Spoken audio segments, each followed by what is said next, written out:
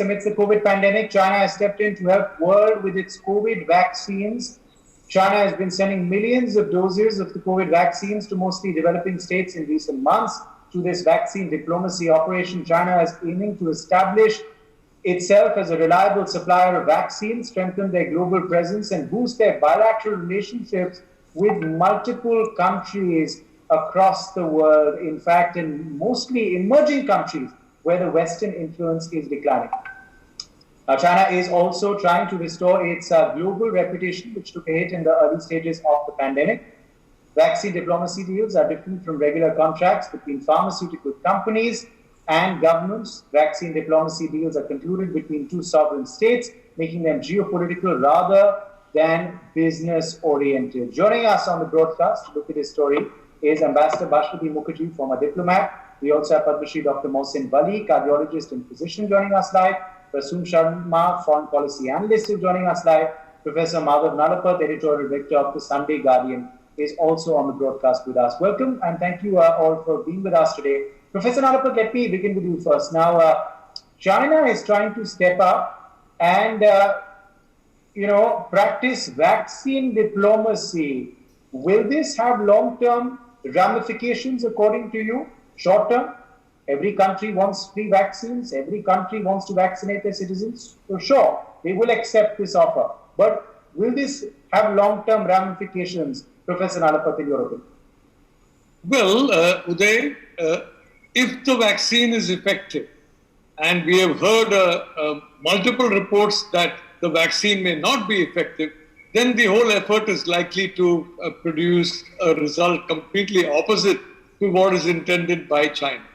But if the vaccine is effective and if enough doses are sent, and they are certainly ramping up production to very large numbers, Prasun was talking about 5 billion doses, that's correct, and they expect to get that operational by 2022. Well, then of course it will be a plus for them. And they are now facing competition not from India. India over the last 2 or 3 months has really been doing a lot of innovative things to ramp up its vaccine production. I just wish some of them were done in 2020 at the same time, but okay, at least we are doing it now. But the United States has stepped in, and they're also using this for the simple reason that this is a very, very potent weapon of soft power. And this is a great weapon to convince the world that China can flood you with all kinds of items, but basically China really cares for you. And may I remind you that they have got billions and billions of dollars that they are spending every year on indirectly, promoting the story they want to promote. They have, for example, been supporting Dr. Fauci, Dr. Daszak, throughout the world. That very powerful machine has supported these two people, and now you see that an effort is on, but to say that no, it need not have been a lab leak. I just saw a news item in a New Zealand newspaper by 3 scientists there. Now the point is, I just want to end by saying, the point is, possibly those scientists have also worked with Chinese laboratories. And the reality is, once the truth is established, that this is a lab leak, and secondly, that this gain of function research, especially carried out in a laboratory in China, will certainly end up in the knowledge and possibly the use of the PLA.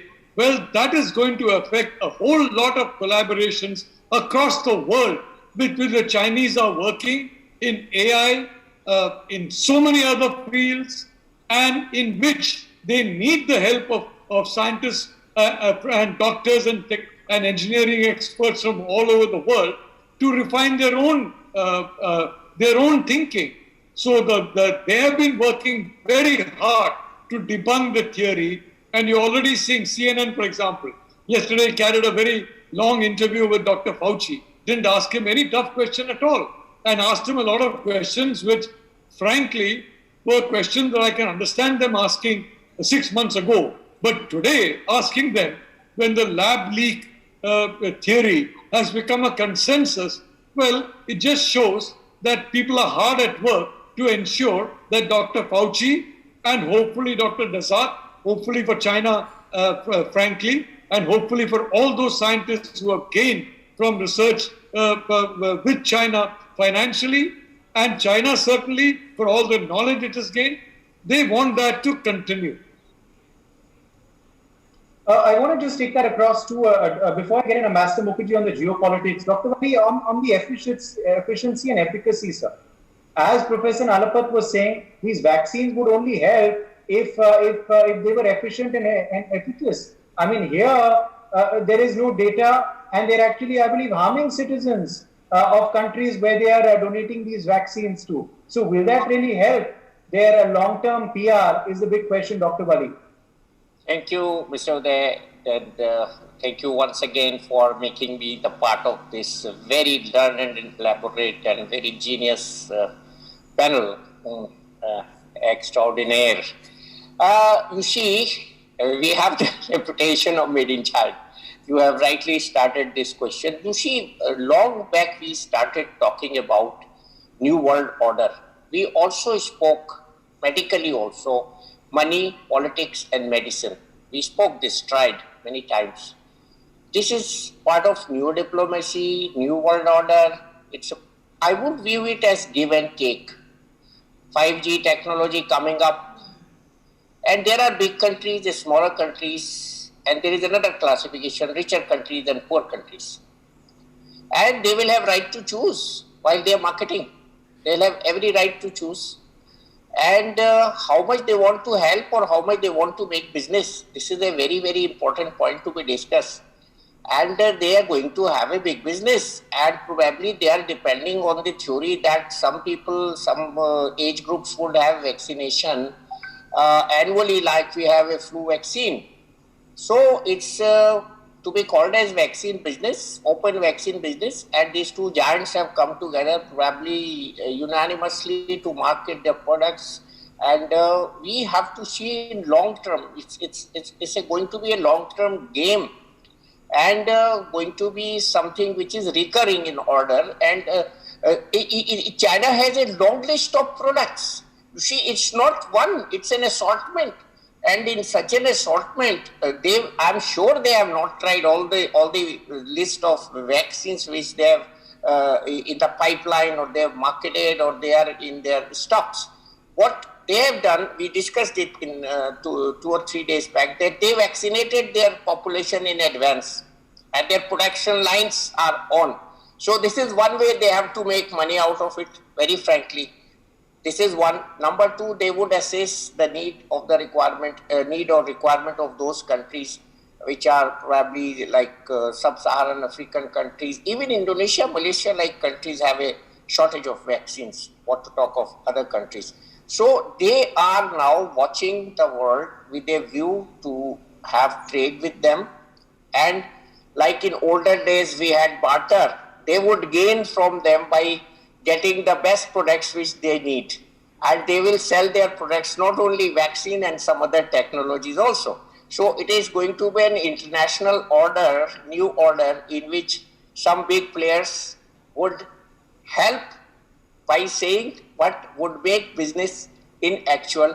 And this would be a new thing to watch for the few years, next 5 to 10 years, not today. You see, it's going to be a plan. It's going to be a very planned order, and I'm very happy that this paper has reported this, their intelligence unit has reported this, and they have to have a series on this if they want to reach out to what is happening globally. You remember one country, Malawi, burnt the vaccines?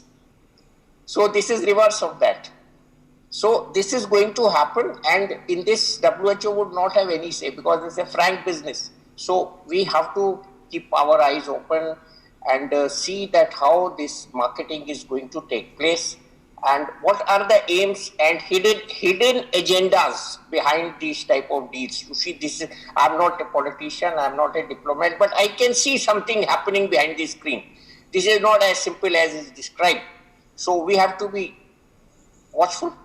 That's all I can say. Yeah, because and also, Ambassador Mukherjee, these are geopolitical deals. These are not deals happening for business purposes.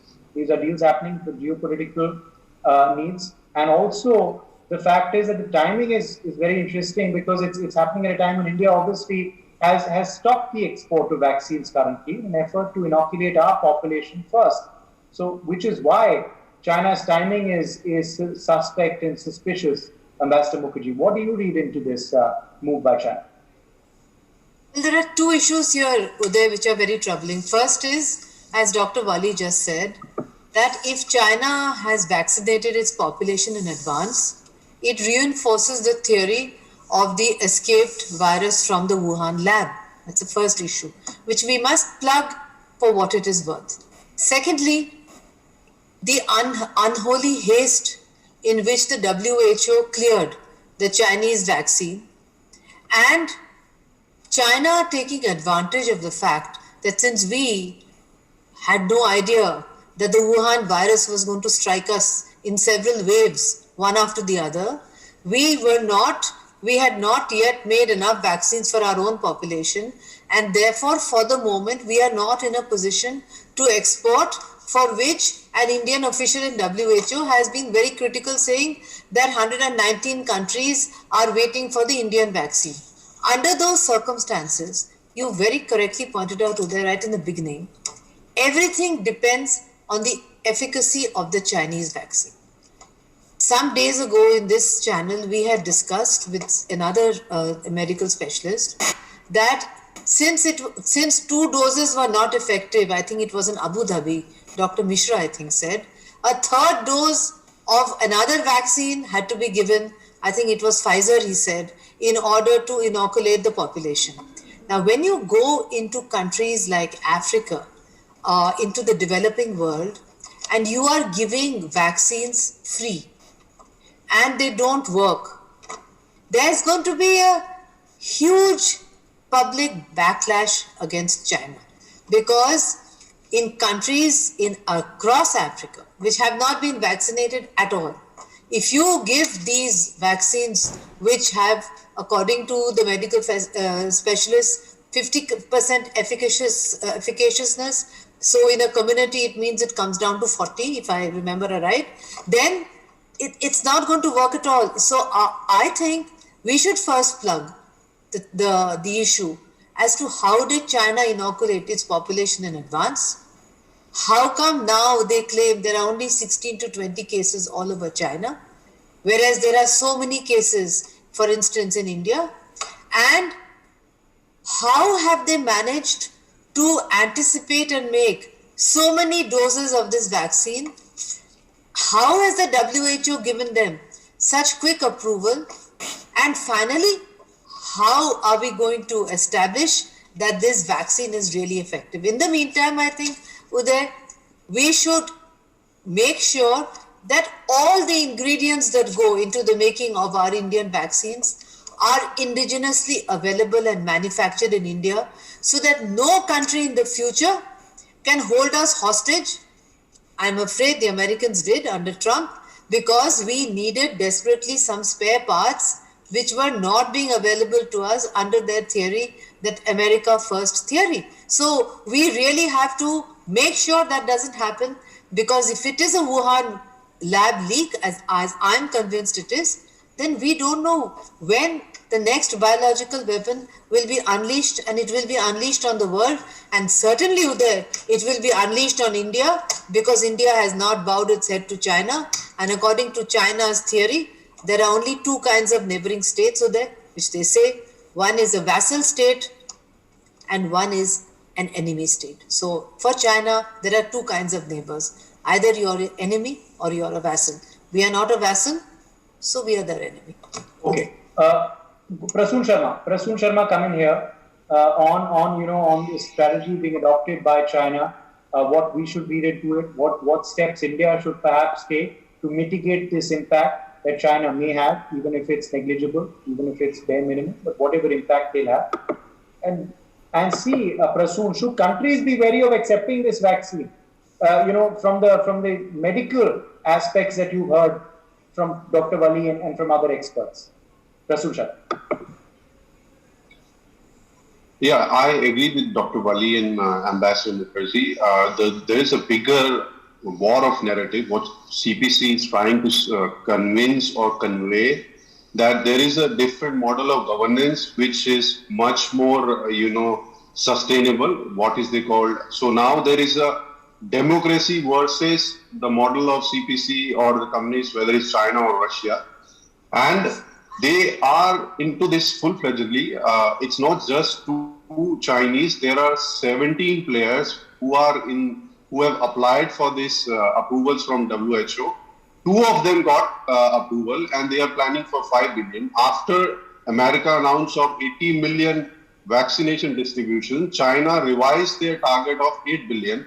That's to counter US. And it's not just vaccination. Chinese are flexible for financing. Chinese are developing vaccines which doesn't require special storage system, whether it's cold storage or other system, which is very easy for developing nations to procure. Chinese are also helping them politically, because some nations are near to the elections and they are announcing like vaccination for all. So this is a bigger gamut what these communist setup is trying to do with the world. And most of the countries are in dichotomy about the efficacy. If they are not providing any vaccine to their populations, then they are in much bigger trouble than having options from China and showing that this is like 50% efficacy is there. So it's a win-win for Chinese. And the war of narrative is there, like Serbia. They are planning, like once they got this jab assurance, they gave approval for 17 plus this railway projects, which is under the BRI. Yeah. And they also, there is a campaign going on to build a bigger statue of Comrade Xi to thank China. So these are the bigger aspect which is going on behind this thing. And Chinese, they are targeting next 2 quarters. There will be at least 4 or 5 more Chinese manufacturers which will get approval from WHO.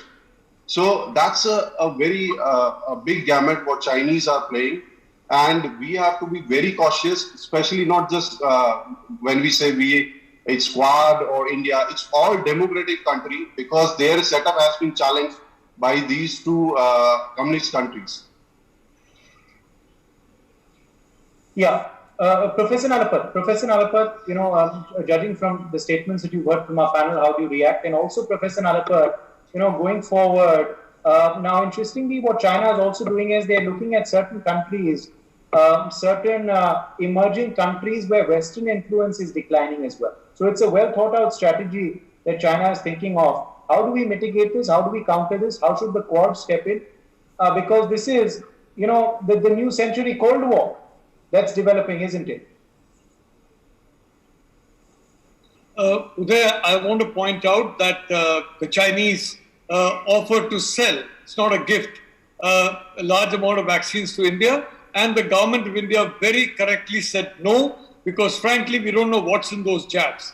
Taiwan, the current government is definitely in the target list of China, and the current government said no, and the huge agitation was whipped up that, oh my God, people are going to die of this disease because the government is refusing the vaccine which China is so generously giving. In fact, huge demonstrations were organized on that. That hasn't happened in India so far, because fortunately we don't have that many sympathizers of China in India. In fact, that number of sympathizers shrunk very drastically. But you're perfectly right.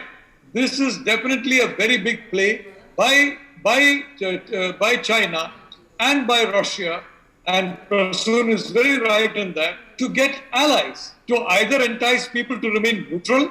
They hope that Russia, for example, will convince some countries like India to keep away from any kind of a military alliance with countries like the United States, or what they expect the best is to become an ally like Pakistan, and which I am sorry to say, a country which I think we should have been much more attentive to.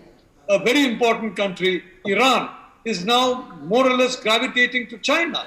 So this is perfectly right. But I'd like to say that the answer is, of course, produce more vaccines. Thanks to the Prime Minister, over the last 3 or 4 months, it has been ramped up significantly. And frankly, I'm a little, not on this channel, but some other channels. Anything that you say, if you don't start off with saying how wonderful everything is, well, then you are immediately attacked for being against Narendra Modi. If you check my writing over so many years, you'll find that chart is a ridiculous chart to throw at me. But I'd like to say, I repeat, I wish what had been done in 2021 were done in 2020 for Mr. Modi's sake. What we need to do, ensure more vaccine production, and what we already have, and Dr. Wali will I hope, underline this. There are so many therapeutics, inexpensive therapeutics, generic therapeutics that are proving reasonably effective, at least more effective than the Chinese vaccine in combating the worst effects of COVID-19. Not only, for example, a prophylactic, but also as treatment. Let's ramp up the production of those generics. Let's forget about the regulatory barriers. Let's go forward and produce therapeutics for the whole world, while China is flooding the world with vaccines which are of extremely doubtful authenticity. Dr. Wali, could we see in the days ahead that India does have adequate vaccines to inoculate its own population, but also starts then helping the world, as we have been doing, as a Vishwa Guru Ka, as a vaccine-friendly desh, to vaccine Maitri, etc. Dr. Wali, when can that happen? You're on mute, sir. Thank you. I think that should happen soon, because the way Madhav sir described just now, our approach is correct. And we have to really, yesterday I was giving an example to some other channel, that in our older days we have to have, for difficult tasks, we say, you grow sarso on your palm, you grow a tree on your palm. It's like that. But we have done this. And I always give an example. You go to Rajpath on 25th night, you would see everything shattered and disorderly, and morning 10 o'clock when the show goes on, you think everything different from the night which we have seen. I have been doing this, so I know. So India can do everything. We have willpower. And I would fully agree with Madhav sir and other speakers, respected speakers, that we have to go for a balancing act. This point is very important. And with this act, we have to be very, very Atmanirbhar, in the words of Honorable Prime Minister. And I see something good happening after the visit of Mr. Jaishankar to US, and especially yesterday's teleconversation of the Vice President and our Honorable Prime Minister, of the Vice President, Honorable Vice President of USA and our Prime Minister, Honorable Prime Minister. So things will come out very straight. I would not say that we are not short of vaccines, we are. But we know how to manage things, and it will be possible. And I think we don't have to depend on other countries we are talking, and we would have our own vaccine, as Cipla is doing a lot of good things for HIV and even this disease. We have companies who have a philanthropic attitude, and they don't mind producing the products at the cheaper rates, competitive rates, and they also don't mind donating their products. So we have good companies, other than Cipla. So these are our backbone. And I have been shouting whole 2020 full year that we have been the leaders in vaccine, and I pray God that we show it to the world that we again emerge as leader in the vaccine at this disease also. And as very rightly said, there may be so many dangerous viruses in the pipeline. There may be so many catastrophes coming, like one example of bird flu emerging in China, which never happened, H10N3. So medically, I can say we have to be very careful from the angle of biological warfare, from the angle of new viruses emerging and being transported, sent, or this thing happening around the world in the future. They say Third World War will be fought by bioweapons. So all these broader topics, which are more of with the diplomatic connotations, I would say it is going to be a big business. Okay. And we have to be, if it is a big business, we have full right to be the part of big business, as India can also do business. But first we have to vaccinate our population, and we have to generate, produce, or at the moment borrow vaccines and keep the ball running. The show must go on. 30 seconds to, and then after. I just wanted to say that this bird flu case in China is an ominous indication of what's going to happen in the future. Secondly, I wanted to say we have to prepare ourselves for the third wave in India. So we have to, on one hand, ramp up vaccine production. On the other hand, prepare ourselves for the third wave, which says that it's going to attack very young citizens of India. And at the same time, we must keep on pushing the point as to how China vaccinated its population in advance. That's a very significant indication of China's sinister agenda for this pandemic and for the future, because they say that every zoonotic transmission for 2 humans have only taken place in China. That cannot be a coincidence. These are all biological weapons being prepared by the PLA in labs, and Dr. Wali said finally that World War III will happen with a biological weapon. I want to tell Dr. Wali respectfully that in the United Nations system, people say China has won World War III already without firing a single bullet. Uday.